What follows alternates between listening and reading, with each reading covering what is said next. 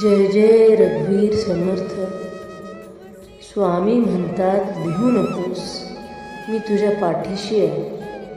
तुम्ही फक्त एक पाऊल विश्वासाने टाका. स्वामी तुमच्यासाठी 100 पावले पुढे येतील. तुमची अडचण कितीही मोठी असो, स्वामींची कृपा त्याहून मोठी आहे.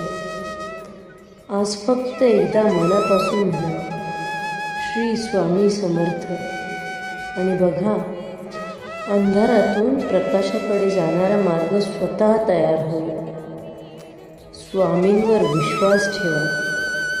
जय जय रघुवीर समर्थ.